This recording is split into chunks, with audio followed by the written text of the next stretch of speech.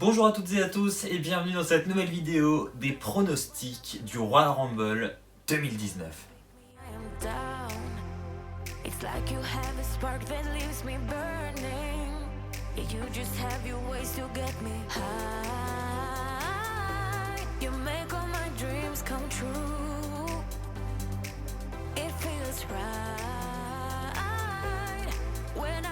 Je vais donc vous révéler au travers de cette vidéo mes pronostics en ce qui concerne le Royal Rumble 2019.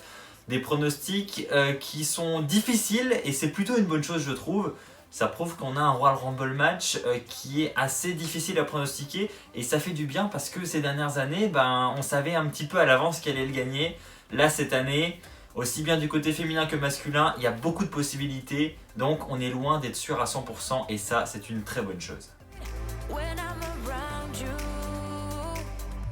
On commence avec le premier match qui sera un match pour le titre des États-Unis.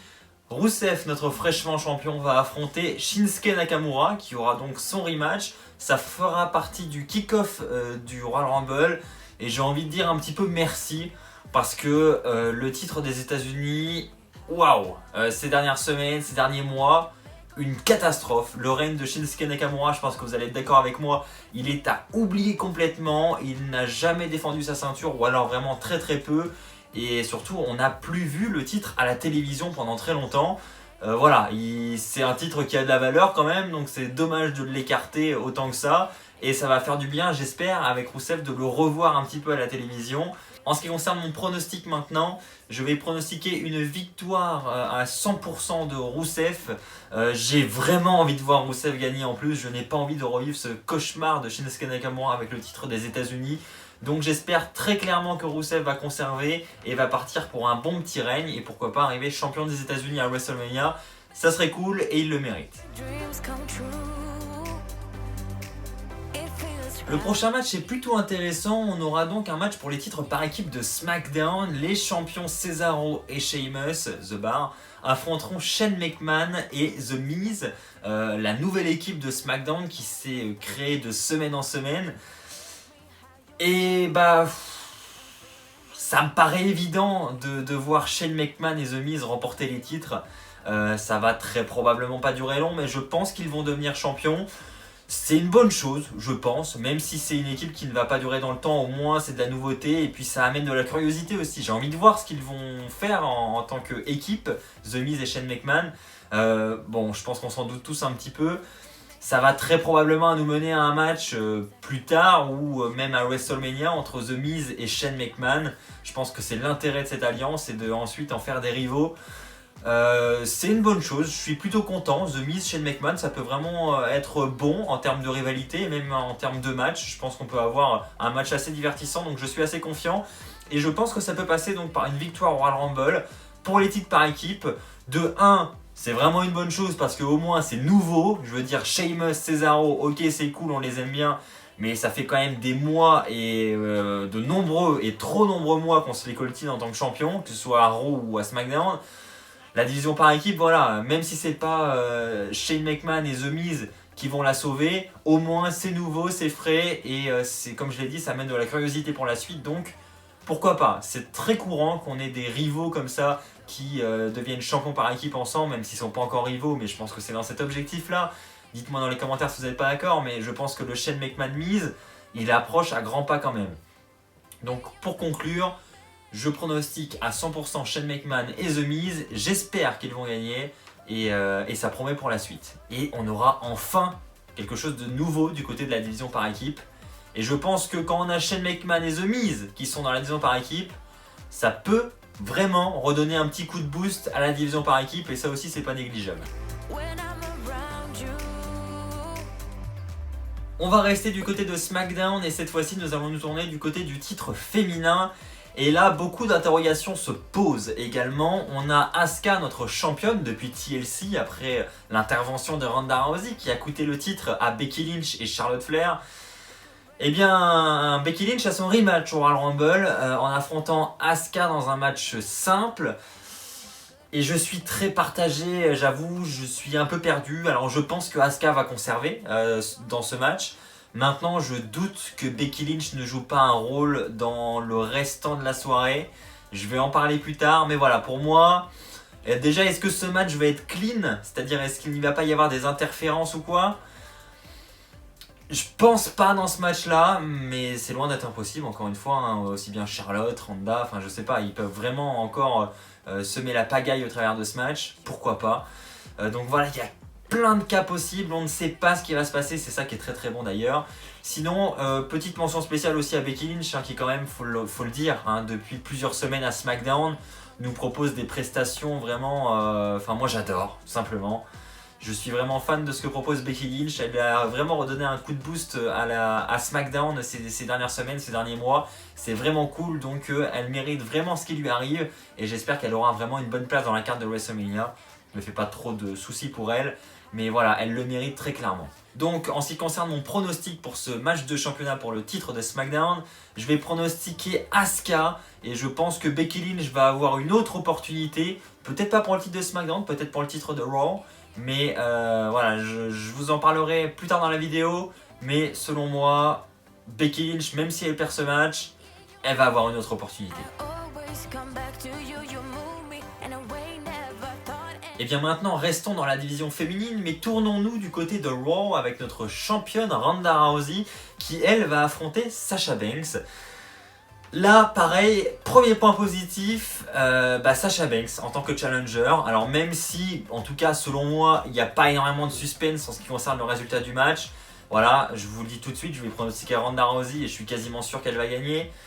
Après, bon, il peut y avoir une disqualification ou quelque chose comme ça, mais en tout cas, une chose est sûre, selon moi, Ronda Rousey va conserver son titre. Je ne vois pas Sasha Banks battre Ronda. Maintenant, comme je le disais, il y a un point positif dans tout ça, c'est qu'au moins c'est Sasha Banks qui est challenger. On a une nouvelle tête face à la championne, même si certains vont me dire que Sasha Banks a déjà eu des opportunités et que d'autres women n'en ont jamais eu encore. C'est vrai, mais au moins on sort du Alexa Bliss, du Nia Jax et tout ce qu'on a pu voir durant cette année 2018. Là, c'est nouveau, on a Sasha Banks et je suis vraiment content pour ça. Et puis je pense qu'en plus on peut vraiment avoir un match qui est très divertissant au Rumble. Et voilà, je pense qu'on va passer un bon moment. Donc c'est une adversaire de qualité et on peut avoir à la sortie un match plus que satisfaisant. Donc ça c'est vraiment cool et vraiment un bon point. Alors là pareil pour ce match, les interférences il peut y en avoir. C'est vrai qu'on a Ronda Rousey qui est intervenue à TLC et qui a coûté le match à Becky Lynch.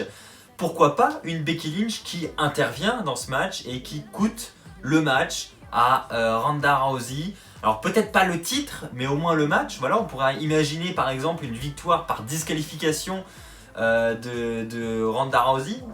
On pourrait imaginer, je ne sais pas moi, une intervention de Becky Lynch qui s'en prend à Ronda Rousey et donc qui stoppe le match. Et bon, ça n'aurait pas vraiment de cohérence parce qu'au final, ça serait quand même Ronda Rousey qui gagne le match. Mais je sais pas, on peut... Et qui sait, peut-être que Becky Lynch va vraiment coûter le titre à Ronda et Ronda va perdre le titre. Mais j'ai vraiment du mal à le croire. Surtout à l'approche de WrestleMania et surtout qu'on sait que le contrat de Ronda Rousey voilà, est sur le point de se terminer. Je doute qu'il lui fasse perdre le titre dès le Rumble. Mais bon, je peux me tromper, on va voir ce que nous inventent les scénaristes. Mais en tout cas, voilà, encore une fois, un bon point dans cette carte. Il y a du suspense, on ne sait pas ce qu'il peut se passer. Et ça, c'est super cool. Allez, on y arrive. Premier Royal Rumble match. On a du côté de la division féminine de nombreuses participantes. Hein. Je ne vais pas vous les citer parce que ça va être très très long.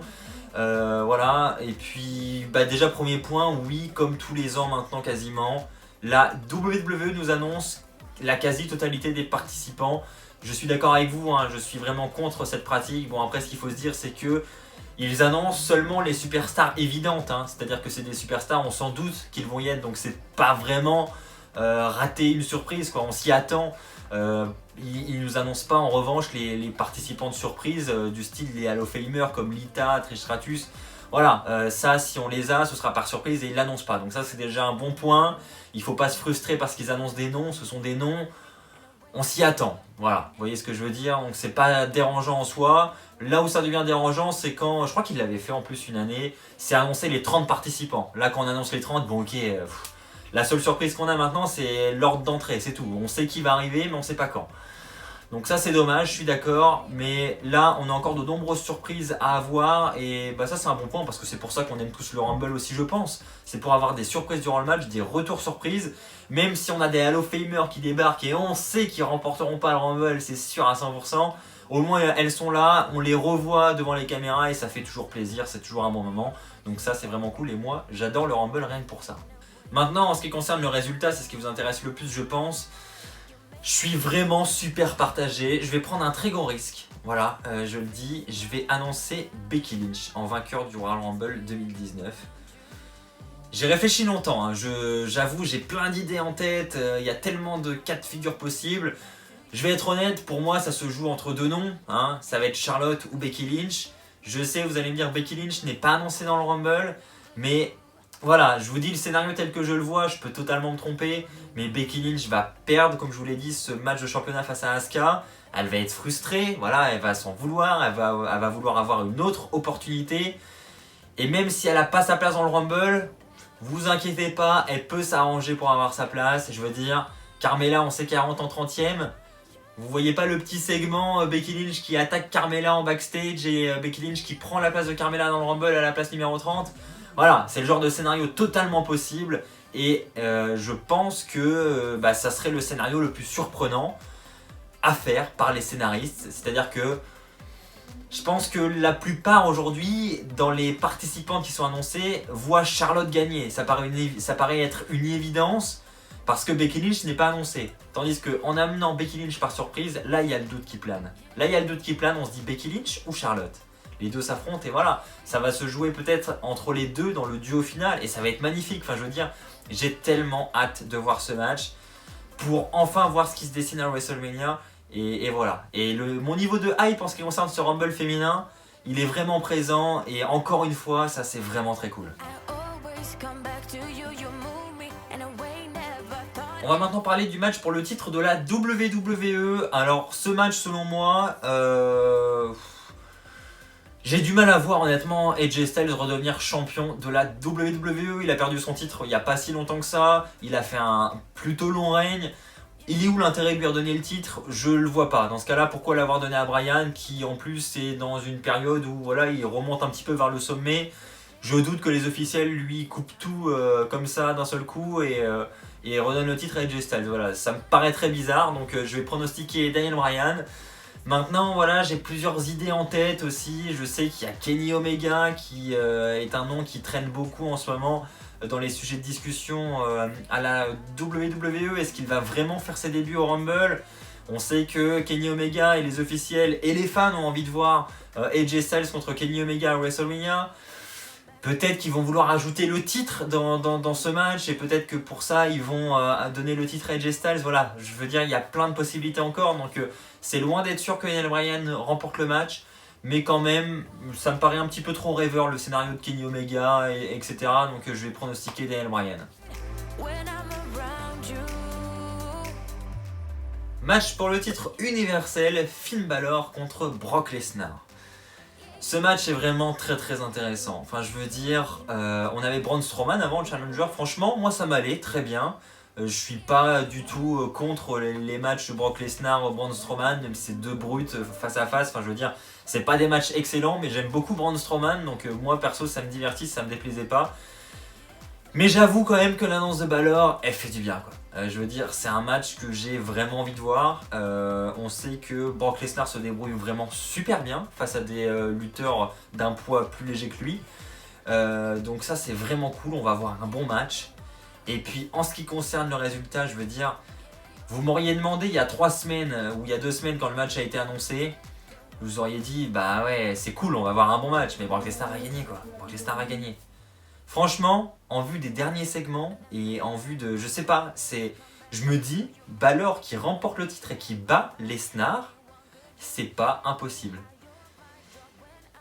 Pour moi, c'est vraiment pas impossible. Enfin, ou alors les officiels ont vraiment bien joué leur coup lors des derniers Raw parce qu'ils m'ont dissuadé quoi. Je veux dire, le speech de Balor face à McMahon et puis même comment Balor s'est débrouillé face à Lesnar.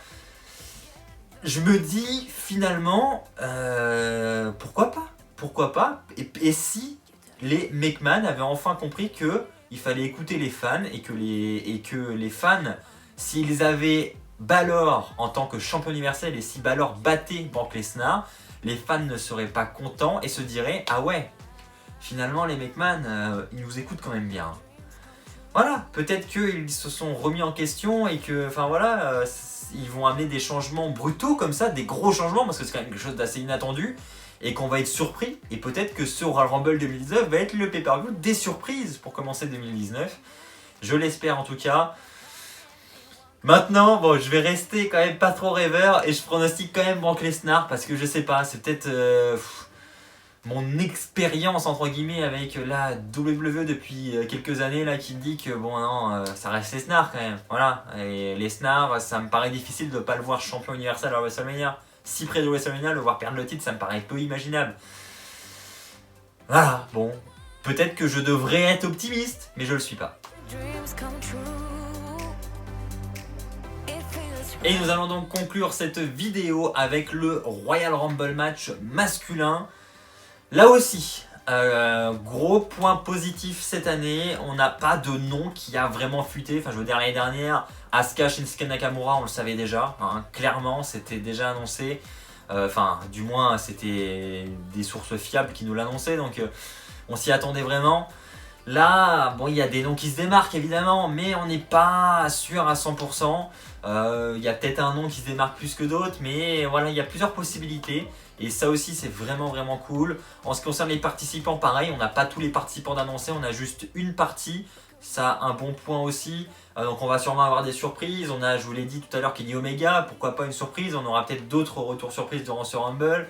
Il y a des tas de possibilités et en ce qui concerne le vainqueur, c'est difficile, franchement, c'est vraiment difficile de se projeter à WrestleMania. Et vu que j'ai pronostiqué Brock Lesnar en tant que champion universel, dans la logique, je vois deux noms possibles. Je vois Drew McIntyre et Seth Rollins, voilà, pour moi c'est vraiment les deux noms qui se démarquent. Et je vais dire Seth Rollins. Parce que voilà, je me dis, ça me paraît encore un peu tôt pour Drew McIntyre, je sais pas.